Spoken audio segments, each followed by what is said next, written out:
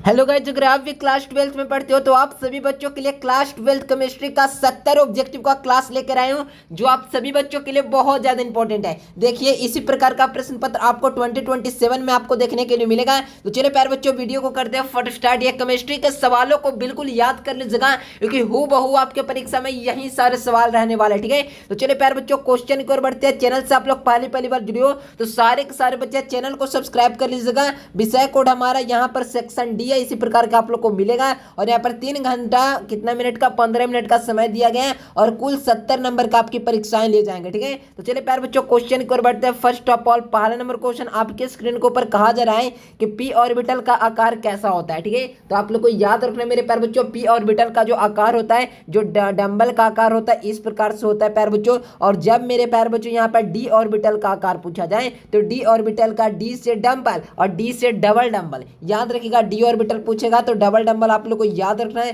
कौन सा ऑप्शन में मेरे प्यारे बच्चों यहाँ पर पूछा है पी ऑर्बिटल, तो यहाँ पर हो जाएगा डंबल का आकार होता है। निम्न में से कौन सा सुचालक यानी कौन है जो विद्युत का सुचालक है, जिसमें विद्युत धारा प्रवाहित हो सकती है, समझ रहे हो ना। तो मेरे प्यारे बच्चों, मैग्नीशियम, जर्मेनियम, कॉपर, ये सभी में विद्युत धारा प्रवाहित किया जा सकता है, यानी कि ऑल ऑफ दिस जो ऑप्शन दिया गया है बिल्कुल करेक्ट दिया गया है, ठीक है। मैंने क्या बताया कि निम्नलिखित में से कौन सा सुचालक है, इनमें से सभी है जो बिल्कुल सुचालक है, ठीक है। तो आप लोग को याद रखना मेरे प्यारे बच्चों, डी नंबर ऑप्शन इसका बिल्कुल करेक्ट आंसर हो जाएंगे। पोटास एलम एक क्या है मेरे प्यारे बच्चों, तो पोटास एलम पूछा जा रहा है ना।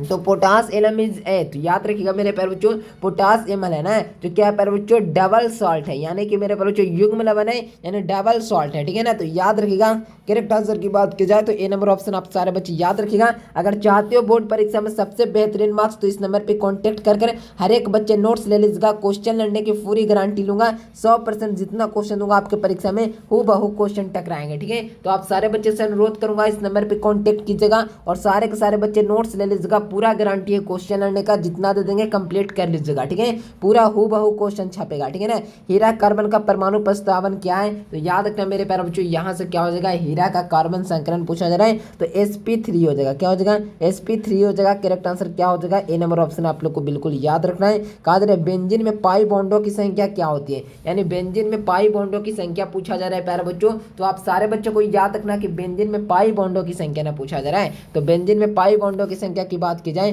तो 3 होता है मेरे प्यारे बच्चों। बी नंबर ऑप्शन इसका बिल्कुल करेक्ट आंसर हो जाएगा। याद रखिएगा, उजला एवं पीला फास्फोरस क्या है, तो इजला तथा पूरा फास्फोरस होता है ना, जो क्या होता है मेरे प्यारे बच्चों, याद रखिएगा अपरूप होता है। ए नंबर ऑप्शन इसका बिल्कुल करेक्ट आंसर हो जाएंगे। उजला और पीला फास्फोरस अपरूप होता है। धात्विक बंधन इनमें से किस में पाया जाता है, तो धात्विक बंधन होता है जो किस में पाया जाता है, धातुओं में पाया जाता है। याद रखिएगा मेरे प्यारे बच्चों, धातुओं में यानी मेटल में पाया जाता है। याद रखना, ए नंबर इसका बिल्कुल सही आंसर हो जाएंगे। याद रखिएगा सारे बच्चे, ठीक है ना। कहा जाए निम्न में से कौन सा अर्धचालक है, तो अर्धचालक कौन होता है मेरे प्यारे बच्चों, तो याद रखिएगा सिलिकॉन होता है जो बिल्कुल अर्धचालक है। याद रखिएगा ऑप्शन नंबर क्या हो जाएगा, ए नंबर इसका बिल्कुल करेक्ट आंसर हो जाएंगे। कहा जा रहा है पोटा जो होता है ना, सोडा वाटर क्या है, तो सोडा वाटर आप लोग को याद रखना मेरे प्यारे बच्चों, सोडा वाटर क्या है, तो आप सारे बच्चों को याद रखना सोडा वाटर होता है जो जल में CO2 गैस का विलेपन हो जाएगा, यानी कि सही आंसर ऑप्शन नंबर क्या हो जाएगा प्यारे बच्चों, तो आप लोग को याद रखना है 9 नंबर क्वेश्चन का ए नंबर ऑप्शन इसका बिल्कुल करेक्ट आंसर हो जाएगा। याद रखिएगा। कहा जा रहा है लोहे की जंग लगने से बचाने के लिए निम्न में से किसका प्रयोग किया जाता है, यानी लोहा में जंग लगने से बचाने के लिए किसका उपयोग किया जाता है, तो याद रखना मेरे प्यारे बच्चों, उसका नाम है PV3O4, यानी PV3O4 हो जाएगा। यहाँ से करेक्ट आंसर की बात की जाए सी नंबर ऑप्शन इसका बिल्कुल करेक्ट आंसर हो जाएंगे। लोहे पर जंग लगने से बचाने के लिए निम्न में से कौन आवश्यक है, यानी लोहे पर जंग लगने के लिए निम्न में से क्या आवश्यक है, तो मेरे प्यारे बच्चों कौन आवश्यक है, तो आप लोग को याद रखना आर्द्र वायु का होना आवश्यक है। बी नंबर ऑप्शन आप लोग को याद रखना है। यही सारे सवाल, इसी प्रकार के सवाल आपके परीक्षा में दिखे जाते हैं, तो आप लोगों को यही कहूँगा याद कर लीजिएगा सारे बच्चे, क्योंकि परीक्षा नज़दीक आपके आ रहे हैं। तो ये सारे क्वेश्चन अगर कंप्लीट नहीं करोगे तो परीक्षा में आपसे सवाल हिलेंगे नहीं। हिलेंगे कब, जब आप लोग ये सारे सवाल को बनाओगे, ठीक है ना। तो आप लोग रोज क्लास कीजिएगा, शाम को 7 बजे से हमारा क्लास चलता है प्रतिदिन, तो आप लोग को शाम के 7 बजे ज्वाइन कर लेना है। और इस नंबर पे कांटेक्ट हर एक बच्चे कीजिएगा नोट्स के लिए, और सारे बच्चे नोट्स परचेस कर आराम से पढ़ाई कीजिएगा, ठीक है ना। बहुत कम क्वेश्चन दूंगा, गेस क्वेश्चन अभी से दूंगा, पढ़ कर चले जाइएगा, परीक्षा में तबाही नहीं मचा के आइएगा ना, तो 4-5 गुना पैसा रिटर्न देंगे। खुलेआम चैलेंज है, रिकॉर्डिंग कर लीजिए मेरे बातों को, मैं क्या बोल रहा हूँ। मैं जितना क्वेश्चन दूंगा अगर उसमें से क्वेश्चन हमारे नहीं टकराए तो आपको 5 गुना पैसे रिटर्न दूंगा, समझ रहे हो ना। इतना गारंटी लेता हूँ क्योंकि मेरे नोट्स में ये क्षमता है जो बड़े बड़े संस्थान के नोट्सों में क्षमता नहीं है। जितना मेरा एक्सपीरियंस है, मैं जितना आप लोगों को क्वेश्चन गैस कर दूंगा या जितना मैं अपना नोट्स दूंगा उसको कंप्लीट कर जाओगे परीक्षा में 450 नंबर लेकर आएगा जब पूरा कंप्लीट कर दोगे तब, ठीक है ना। तो मैं यही कहूँगा सारे बच्चे इस नंबर पे कांटेक्ट करके नोट्स ले लीजिएगा। और एक बात बता दें, इस नंबर पे मैसेज कर आप लोग व्हाट्सएप ग्रुप को ज्वाइन कर लीजिएगा, ठीक है ना। शनिवार है प्यारे बच्चों, बताएंगे आप सारे बच्चे, शनिवार है जो HGS होता है आप लोग को याद रखना है। ऑप्शन नंबर 20 का बिल्कुल करेक्ट आंसर हो जाएंगे। कहा जा रहा है ऑक्सीजन के बाह्यतम कक्षा में इलेक्ट्रॉनिक विन्यास क्या होता है, यानी ऑक्सीजन के बाह्यतम कक्षा में इलेक्ट्रॉनिक विन्यास क्या होता है, तो आप लोग को याद रखना है 2s² 2p4 हो जाएगा, यानी कि ए नंबर ऑप्शन इसका बिल्कुल करेक्ट आंसर हो जाएंगे। क्या हो जाएगा प्यारे बच्चों, 2s² 2p4 हो जाएगा, जो हो जाएगा इसका सही आंसर ऑप्शन नंबर ए इसका बिल्कुल सही जवाब हो जाएगा। मैग्नीशियम धातु के बाह्यतम कक्षा में पाए जाने वाला इलेक्ट्रॉनों की संख्या क्या होती है, तो आप लोग को याद रखना है मेरे प्यारे बच्चों 2 होता है, जो बिल्कुल सही आंसर हो जाएगा। क्या हो जाएगा बच्चों, 2 होता है, याद रखिएगा। निम्नलिखित में से सबसे प्रबल ऑक्सीकारक अब ऑक्सीकरण पदार्थ कौन है, तो याद रखिएगा निम्न में से कौन सा प्रबल ऑक्सीकारक पदार्थ है, तो आप लोग को याद रखना है इसका सही आंसर क्या हो जाएगा, तो मेरे प्यारे बच्चों F2 हो जाएगा जो ऑक्सीकारक पदार्थ है, ठीक है। तो आप सारे बच्चों को याद रखना है ऑप्शन नंबर बी हो जाएगा। कहा जा रहा है कि निम्नलिखित में से किसे कास्टिक सोडा कहा जाता है, तो कास्टिक सोडा किसे कहते हैं प्यारे बच्चों, तो आप लोग को याद रखना है कि कास्टिक सोडा होता है ना जो NaOH होता है, क्या होता है NaOH होता है प्यारे बच्चों, आप लोग को याद रखना है ऑप्शन नंबर ए इसका बिल्कुल करेक्ट आंसर हो जाएंगे। कास्टिक सोडा NaOH होता है। कहा जा रहा है निम्नलिखित में से कौन सा धातु पृथ्वी की प्रचुर मात्रा में पाई जाती है, ठीक है ना, तो पृथ्वी की परत पर प्रचुर मात्रा में पाई जाने वाला एल्यूमिनियम है। और जब तत्व पूछेगा ना मेरे प्यारे बच्चों, तो आप लोगों को क्या लगाना है, सिलिकॉन लगाना है। क्या लगाना है, सिलिकॉन लगाना है, ऑप्शन नंबर ए हो जाएगा। फ्लोरीन क्लोरीन ब्रोमीन किस नाम से जाना जाता है, तो फ्लोरीन क्लोरीन ब्रोमीन को किस नाम से जाना जाता है, तो आप सारे बच्चों को याद रखना है हैलोजन के नाम से जाना जाता है। क्या जाना जाता है, हैलोजन के नाम से जाना जाते हैं। ये सभी हैलो एल्कीन है, ठीक है ना, सॉरी हैलोजन है मेरे प्यारे बच्चों, आप लोग को याद रखना है सी नंबर इसका सही आंसर हो जाएंगे। निम्नलिखित में से कौन सा सांता इकाई ताप पर निर्भर नहीं करती है, तो मोलरता होता है ना जो इकाई ताप पर निर्भर, मोलरता होता है ना जो इकाई ताप पर निर्भर नहीं करती है, ठीक है। तो आप सारे बच्चों को याद रखना है सी नंबर कि जो होता है मेरे प्यारे बच्चों इकाई ताप पर निर्भर कौन नहीं करती है, मोललता। ए सी नंबर ऑप्शन आप सारे बच्चों को याद रखना है, ठीक है। कहा जा रहा है इथेन बहुलीकृत होकर क्या बनाता है, तो इथेन बहुलीकृत होकर पॉलीथीन का निर्माण करता है मेरे प्यारे बच्चों, मैंने आपको कई बार पहले भी बताया, ठीक है ना। तो इथेन बहुलीकृत होकर क्या बनाता है बच्चों, तो पॉलीथीन बनाता है। आप सारे बच्चों को याद करना एक एक ऑब्जेक्टिव क्वेश्चन अगर यहाँ से कंप्लीट करते चलोगे तो परीक्षा तक आपकी तैयारी मजबूत हो जाएगी, कोई दिक्कत नहीं होगा। आराम से परीक्षा देने जाना और सारे क्वेश्चन को फोड़ कराना, ठीक है ना। फोड़ कराने का मतलब क्या हुआ, तो सारे क्वेश्चन बिल्कुल आप लोग अटेम्प्ट कर कराओगे और बिल्कुल सही से बना कराओगे, ठीक है ना, कोई दिक्कत नहीं है। तो चलो अगला क्वेश्चन कहा जा रहा है जब फिनॉल को जस्ता चूर्ण के साथ में गर्म किया जाता है तो क्या बनता है, तो मेरे प्यारे बच्चों जब फिनॉल को जस्ता चूर्ण के साथ में गर्म करेंगे ना तो क्या बनता है, तो आप लोग को याद रखना है जब फिनॉल को जस्ता चूर्ण के साथ में करेंगे ना तो मेरे प्यारे बच्चों यहाँ पर क्या बन जाएगा, बेंजीन बन जाएगा या मीथेन बन जाएगा या इथेन बन जाएगा। तो मेरे प्यारे बच्चों आप सारे बच्चों को याद रखना है तो बेंजीन बनाता है।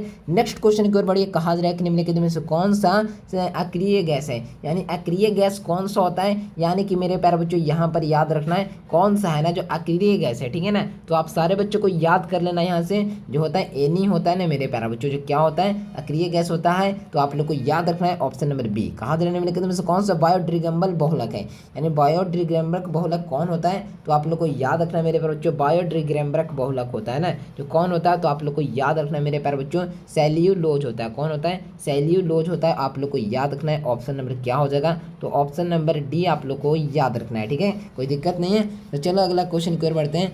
कहा जा रहा है मेरे प्यारे बच्चों एल्डिहाइड के ऑक्सीकरण से क्या बनता है, तो एल्डिहाइड के ऑक्सीकरण से ही क्या बनता है मेरे प्यारे बच्चों, तो आप लोग को याद रखना है एल्डिहाइड है मेरे प्यारे बच्चों CHO और प्लस में इसका ऑक्सीकरण हो गया तो CHOO बन जाएगा ना। तो CHOO का मतलब क्या हुआ, COOH ऐसे भी तो लिख सकते हैं। तो ये क्या बन रहा है, तो कार्बोक्सिलिक अम्ल बन रहा है, समझ रहे हो ना। तो यहाँ से क्या हो जाएगा मेरे प्यारे बच्चों, तो यहाँ से ऑप्शन नंबर ए लगाना बिल्कुल उचित है, बिल्कुल सही है मेरे प्यारे बच्चों। तो ऑप्शन नंबर ए के साथ जाइए और परीक्षा हॉल में ही नहीं बोर्ड में तबाही मचा के आइए, ठीक है ना। कहा जा रहा है मेरे प्यारे बच्चों, कहा जा रहा है कि यहाँ पे इसका ऑक्सीकरण संख्या बताना है। तो आप लोग को याद रखना मेरे प्यारे बच्चों यहाँ से इसका ऑक्सीकरण संख्या बनाने के लिए वीडियो मैं बना दूंगा। ए नंबर ऑप्शन इसका हो जाएगा। कहा जा रहा है कि निम्नलिखित में से कौन है ना बच्चा जी जो चिलेटिन लिंगेट है। चिलेटिन लिंगेट कौन है तो बोलोगे मेरे प्यारे बच्चों चिलेटिन लिंगेट।